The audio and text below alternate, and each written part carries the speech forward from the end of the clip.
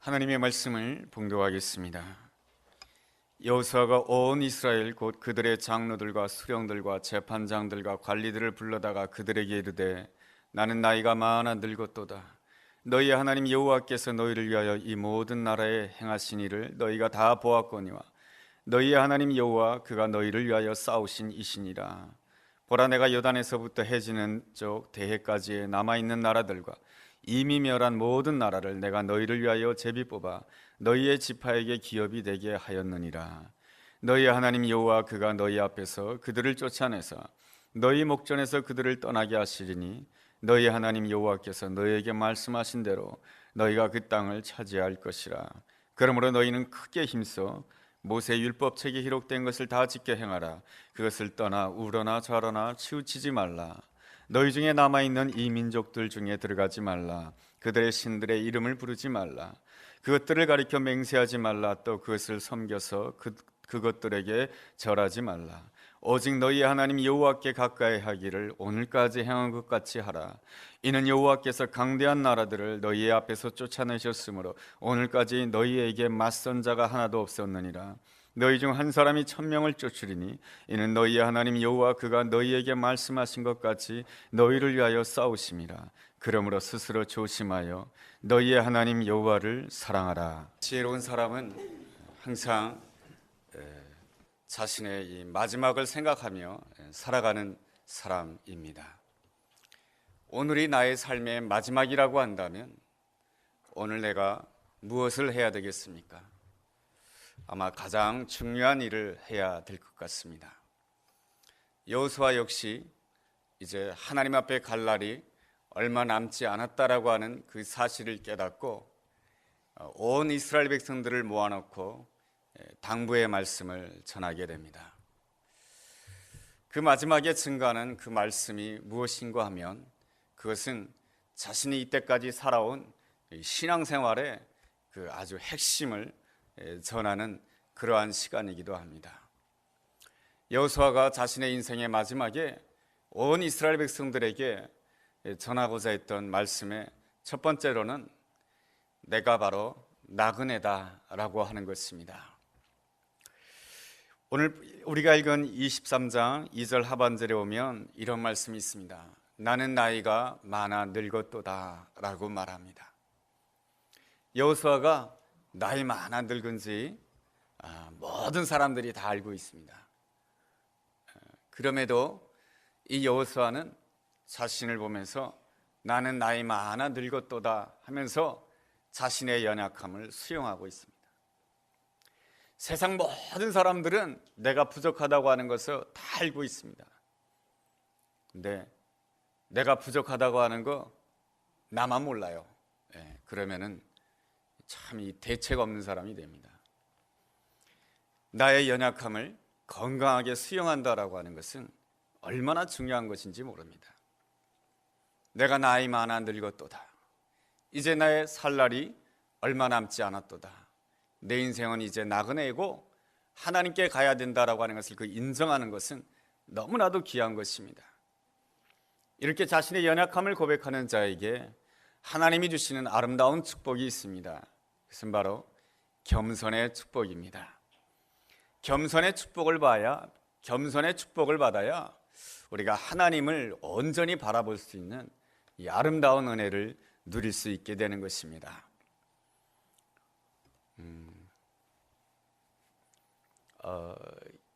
고구마 전도왕으로 알려진 김기동 집사님이라는 분이 계십니다.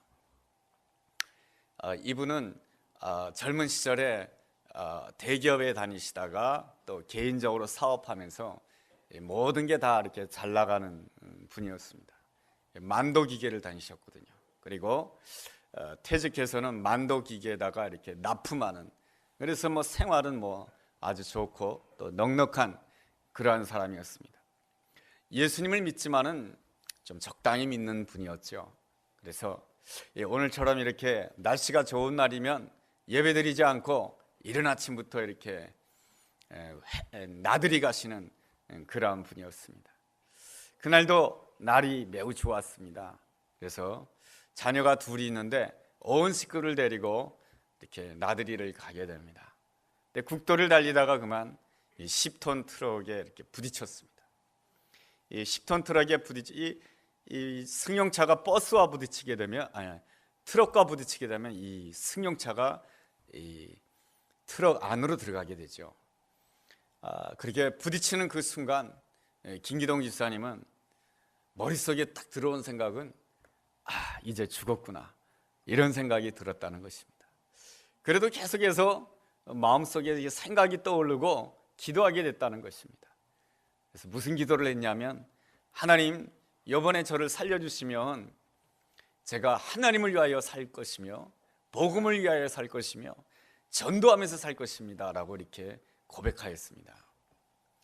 그러고 나서 정신을 차려서 옆에 있는 아내를 보니까 좀 다쳤긴 했지만 의식이 있었습니다. 근데 뒷좌석을 보니까 아이 둘이 탔거든요. 아들, 딸. 이 아이가 보이지 않는 거예요. 어디 갔나 봤더니 이 아이가 다행히 차 밖으로 튕겨나가지 않고 감사하게도 시트 밑으로 들어간 거예요. 그래가지고 너무나도 이렇게 감사하여서 외상은 당했지만 치료받고 회복이 되었습니다. 그 다음부터 이 김기동 집사님은 매일같이 하루에 한 사람 이상씩 전도하는 것입니다. 그래서 항상 그분이 고백하는 바는 이렇습니다. 전도가 내 첫 번째 직업이고 내 회사는 두 번째 직업이다, 늘 이렇게 말하면서 열심히 전도하는 분이었습니다. 그래서 그분에게는 연초에는 항상 이 한 가정 아니면, 그분이 구역장을 감당했는데 한 가정 아니면 두 가정만 줍니다. 왜냐하면 연말이 되면은 그분이 구역은 보통 20가정이 되니까 말이죠. 그래서 크리스마스가 다가오는 연말이 되면 절 보러 이제 와서 구역 예배를 인도해 달라고 그러더라고요. 그러니까 한 집안에 20가정이 모이니까 사람이 얼마나 많은지 몰라요. 그래서 그 다음 해가 되면은 또 그 구역 식구들을 전부 다 다른 구역장들에게 줍니다. 그리고 그분에게는 한 가정 내지 두 가정만 딱 줍니다. 그러면은 또 그분은 연말이 되면은 한 20가정을 만들어 놓으니까 말이죠. 그래서 제가 생각하기에는 그분이 계속해서 집사님으로서 열심히 전도하면서 살았으면 좋을 것 같다는 그런 생각을 가졌거든요. 그래서 또 제가 또 그분에게 말씀드렸어요. 혹시나 목사 될 생각은 꿈에도 하지 말라고 이렇게 말씀을 드렸는데, 그냥 미국 한번 갔다 오더니 목사 돼야 되겠다고 하더니 이제 또 미국 가서 지금 목회를 하고 있습니다. 나의 마지막을 생각할 때 사람은 나에게 무엇이 중요하고 무엇이 덜 중요하다라고 하는 것을 이렇게 잘 분별하게 됩니다. 그래서 우리가 내 삶이 나그네다라고 하는 것을 잘 이렇게 인정하고 받아들이는 것은 얼마나 중요한 것인지 모릅니다. 나그네 인생에게 주어진 것이 뭡니까? 생명의 씨를 낳는 것입니다.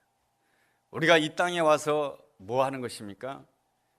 아들 낳고 딸 낳고 아들 장가가고 딸 시집 보내고 가는 겁니다. 이게 우리의 인생입니다. 하나님께서 우리의 인생을 이렇게 만들어 놓으신 이유는 우리로 하여금 이 땅에서 나그네로서의 그 삶을 살아갈 때에 뭡니까? 육적인 아들과 딸만 놓지 말고 영적인 아들과 딸 놓고 세상 떠나라고 하는 것이 하나님이 우리에게 주신 아름다운 사명입니다. 여러분, 이 아브라함도 이 땅에서 나그네로서 살았죠. 아브라함이 이 땅에 와서 한 일이 뭡니까? 아들 이삭 하나 낳고 세상 떠난 것이 그가 한 일이 전부입니다.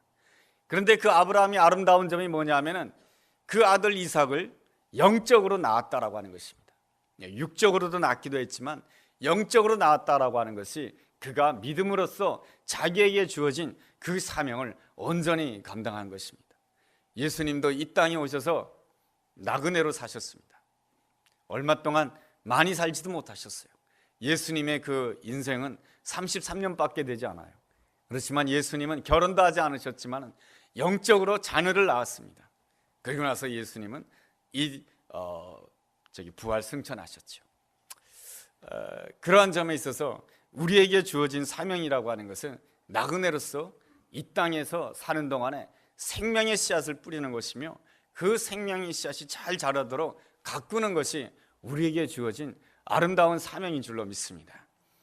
봄바람이 불어오게 되었을 때 우리가 생명의 씨를 뿌리게 되면은 가을 추수기의 때는 열매를 맺게 됩니다. 이것이 하나님이 만드신 자연의 법칙입니다. 그런 거로 우리 삶 가운데 성령의 바람이 불게 되었을 때 내가 믿음으로 생명의 씨앗을 뿌린다라고 한다면 하나님께서 예비해 놓으신 때에 아름다운 영적인 추수기를 맞이하게 될 줄로 믿습니다.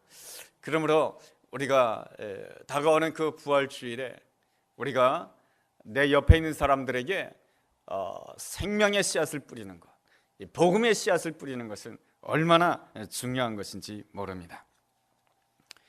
여호수아가 전하는 두 번째 말씀은 믿음의 선한 싸움을 싸우라 라고 하는 것입니다. 사도 바울도 디모데후서 4장 6절에서 이렇게 고백합니다. 나의 떠날 기약이 가까웠도다. 내가 이 세상을 떠날 때가 가까웠는데 내가 믿음의 선한 싸움을 싸울 것이다 라고 고백하고 있습니다. 우리가 나그네 인생으로서 우리에게 주어져 있는 것은 역시 믿음의 선한 싸움인 것입니다.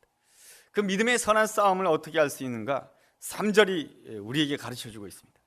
3절 말씀 보면 이런 말씀이 있습니다. 너희 하나님 여호와께서 너희를 위하여 이 모든 나라에 행하신 일을 너희가 다 보았거니와 너희의 하나님 여호와 그는 너희를 위하여 싸우신 이시니라. 우리가 믿음의 싸움을 하기 위해서는 하나님이 우리를 위하신다라고 하는 것을 믿어야 되는 것입니다. 이 사람이 나를 위하는 것이 아닙니다. 사람이 나를 위한다고 생각하고 사람을 너무 의지하면 그 사람 때문에 상처받게 되어 있고 그 사람 때문에 낙심하고 절망하게 되어 있습니다. 우리는 하나님만이 진실로 나를 위하시는 놀라우신 그런 하나님이신 줄로 믿습니다.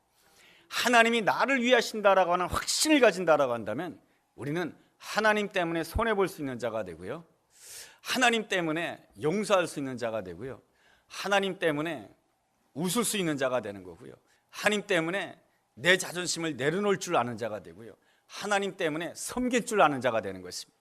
그럴 때에 하나님께서는 우리 삶 가운데 이 놀라운 은혜와 이 축복으로 함께 해주시는 것입니다. 우리가 사순절을 보내고 있습니다. 우리가 사순절을 보내면서 우리가 묵상해야 될 것이 무엇입니까? 예수 그리스도의 십자가입니다. 우리가 예수 그리스도의 십자가를 생각할 때에 주님께서 나를 위하신다라고 하는 확신을 가져야 됩니다.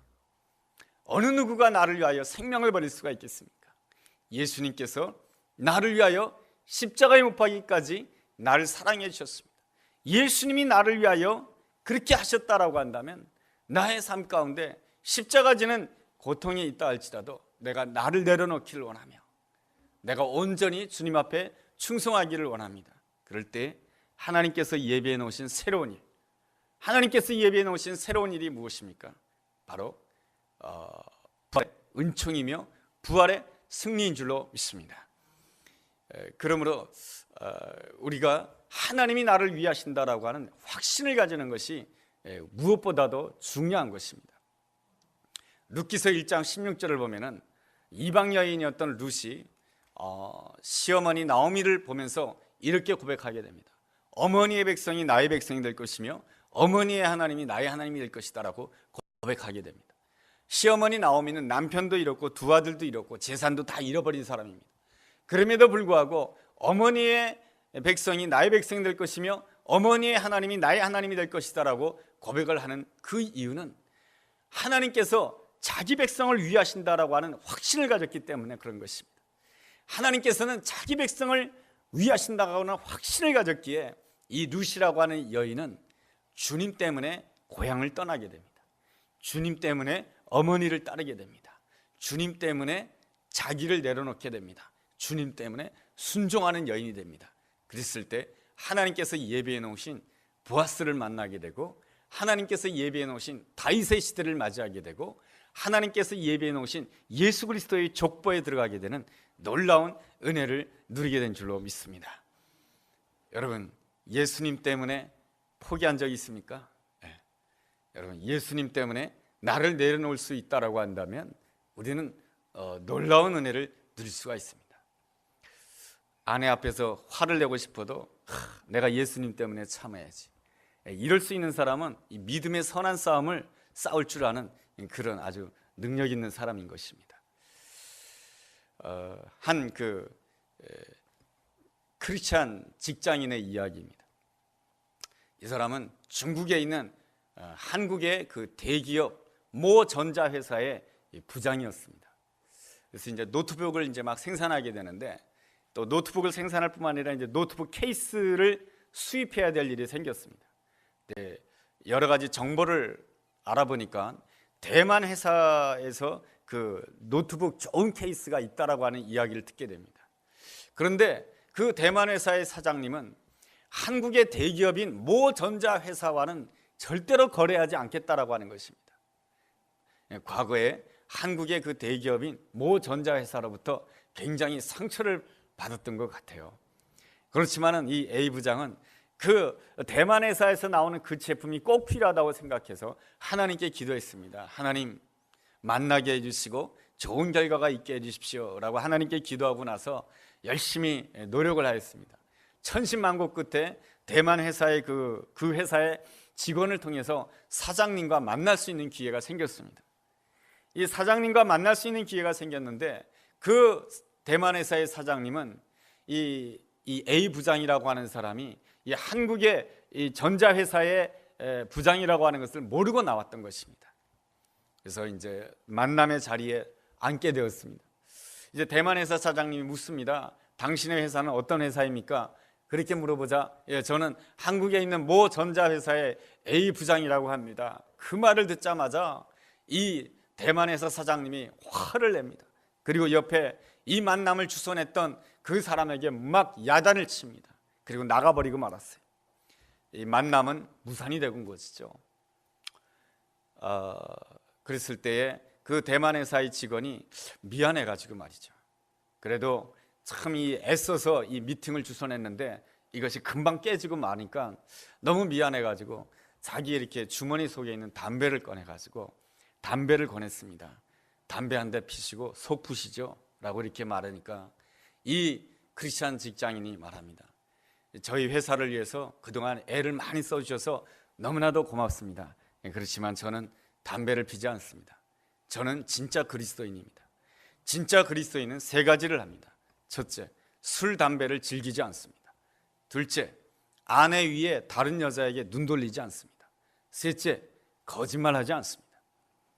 저는 진짜 그리스도인입니다 하고 인사드리고 그 자리를 나왔습니다. 이제 그 자리를 나오는데 얼마 있지 않아 가지고 그 대만 회사의 직원이 헐레벌떡 막 뛰어옵니다.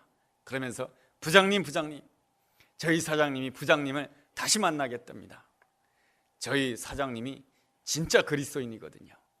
그래가지고 다시 만나게 됨으로 인하여서 그 대만 회사로부터 아주 모든 그 노트북의 그 케이스를 다 이렇게 주문할 수 있게 되었다라는 것입니다. 그게 뭡니까? 바로 3절 중반절에 있는 말씀처럼 너희가 다 보았거니와 너희가 다 보지 않았느냐. 바로 하나님의 사람들에게는 무엇이 있어야 되냐면 예수님 때문에 절제하는 것이 있어야 되고, 예수님 때문에 손해보는 것이 있어야 되고, 예수님 때문에 용납하는 것이 있어야 되고, 예수님 때문에 나를 내려놓는 것이 있어야 됩니다. 그래야므로 인하여서 하나님께서 준비해 놓으신 새로운 은혜, 놀라운 은혜를 누리는 그것이 있어야 됩니다. 그것이 바로 너희가 보았거니와 너희가 보지 않았느냐. 이것이 바로 하나님께서 주시는 그 놀라운 은혜인 것입니다.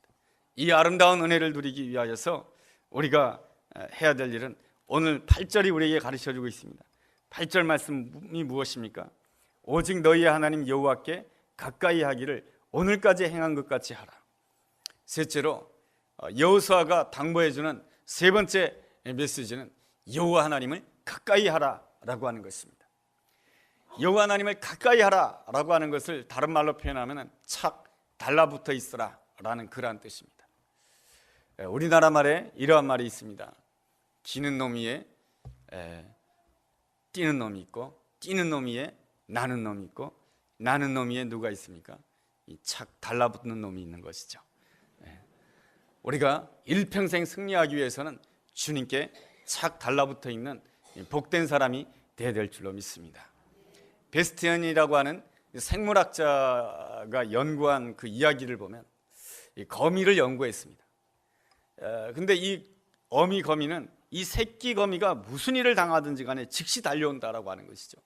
이 어미 거미가 어떻게 새끼 거미에게 문제가 생겼을 때 즉시 달려올 수 있을까 하고 잘 관찰을 해보니까 이 어미 거미와 새끼 거미 사이에는 이 비단줄 같은 가느다란 실이 연결되어 있다라고 하는 것이죠. 그래서 이 새끼 거미에게 뭔가 일이 생기게 되면은 이 어미 거미에게 이렇게 반응이 오게 되는 것입니다. 그래서 즉시 새끼를 보호할 수 있게 한 것이죠. 하나님과 우리와의 관계도 그렇게 하나님의 은혜로 성령의 역사로 말미암아 연결되어 있어야 될 줄로 믿습니다. 하나님께 온전히 착 달라붙어 있게 되었을 때 하나님께서는 오늘 우리가 읽은 여호수아서 24장 9절과 10절을 통해서 놀랍게 약속을 해주고 있습니다. 뭐라고 약속해주고 있습니까?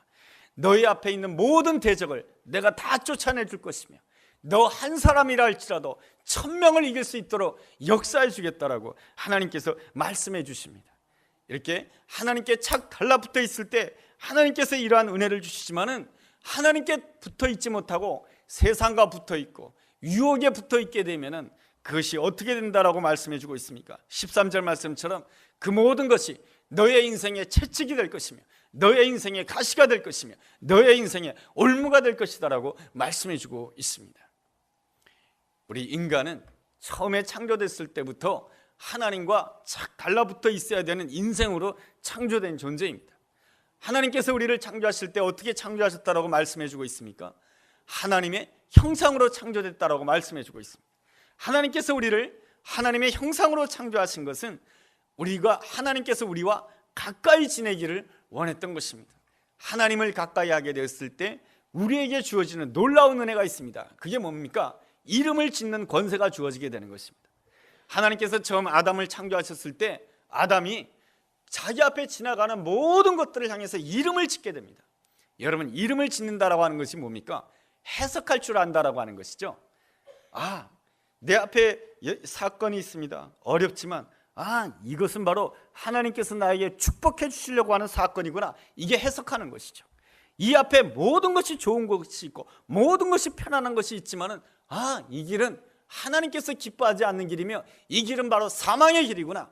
이 길은 생명의 길이구나. 이 길은 저주의 길이구나. 그것을 분명하게 해석할 줄 아는 것이 바로 이름을 짓는 놀라운 권세 아니겠습니까? 여러분, 하나님과 착 달라붙어 있게 되었을 때 하나님께서 여러분에게 이름을 짓는 놀라운 권세를 허락해 줄 줄로 믿습니다.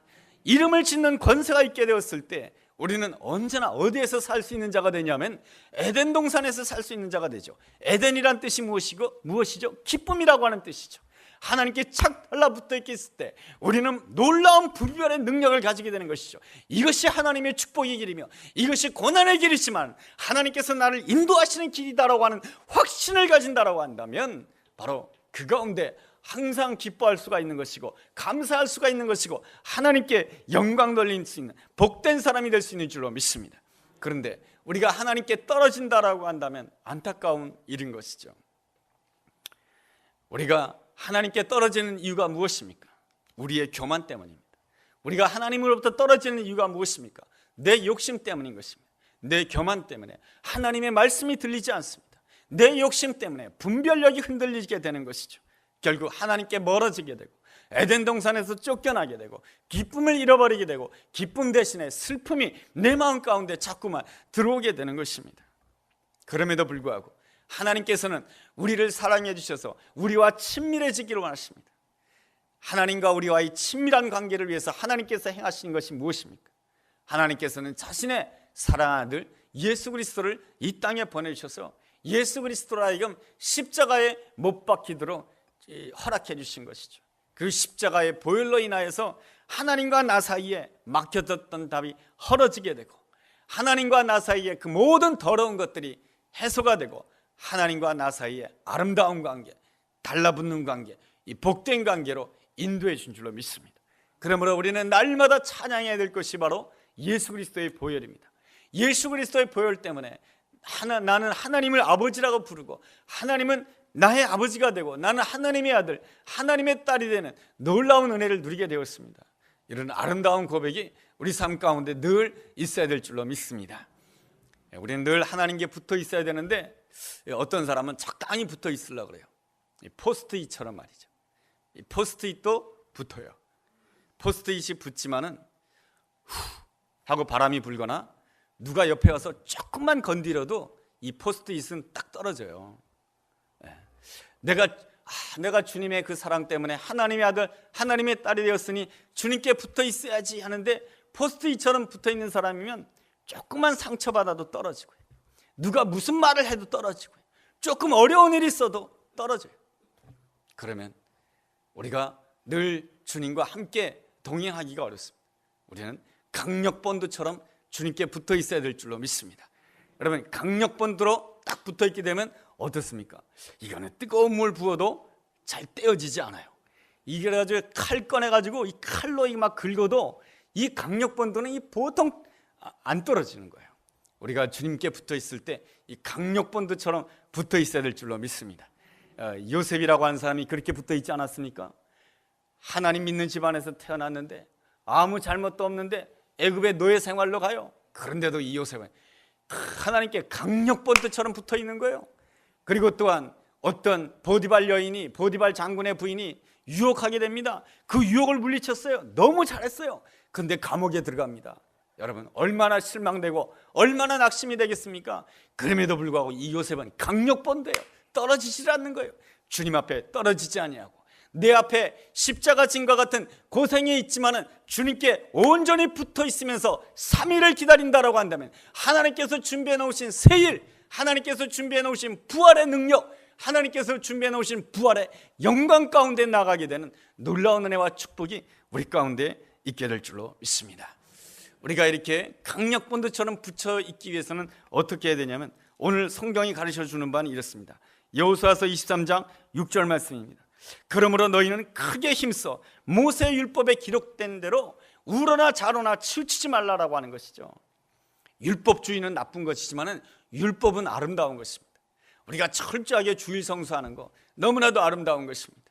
우리가 주님을 위하여 봉사하는 거 너무나도 아름다운 것입니다. 주님을 위하여 손해보고 주님을 위하여 섬기는 거 너무나도 아름다운 것이고, 주님 앞에 나의 물질 가운데 11조를 떼어서 하나님 앞에 드린다라고 하는 것은 너무나도 아름다운 것이죠.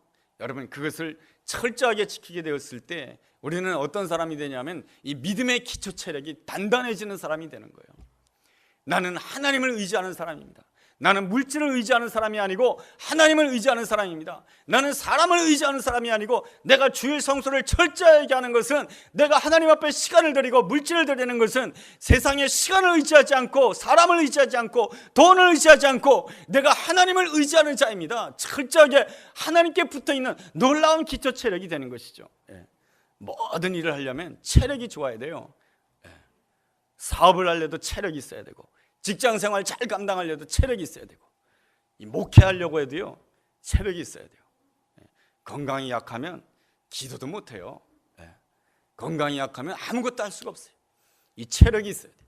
바로 이 믿음의 기초 체력을 채우는 것은 하나님께서 내게 주신 그 율법을 철저하게 지키면서 나아가게 되었을 때 이 기초 체력이 강력해지게 되는 것이죠. 그랬을 때 우리는 하나님께 착 달라붙어 있는 강력본드처럼 주님께 붙어 있게 됨으로 인해서 우리는 우리에게 주어진 믿음의 선한 싸움을 감당할 수가 있는 것입니다.